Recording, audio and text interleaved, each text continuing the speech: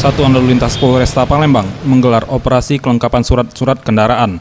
Kegiatan ini merupakan kegiatan rutin dari Polresta Palembang, memeriksa surat kendaraan dan kelengkapan kendaraan guna kenyamanan dalam berkendara, demi ketertiban pengguna jalan lalu lintas dan keamanan di wilayah Palembang. Bagi warga penunggak pajak kendaraan bermotor dan mobil yang terjaring razia diberikan sanksi berupa penilangan sementara, tetapi mereka akan diminta langsung melunasi tunggakan pajak mereka dan memperpanjang surat izin mengemudi.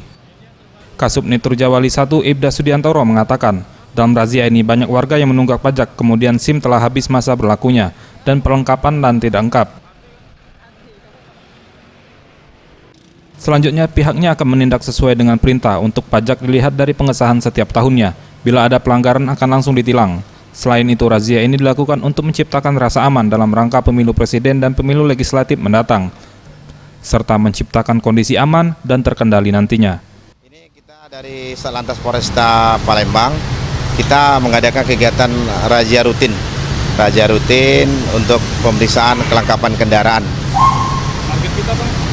Target kita R2 dan R4, ya.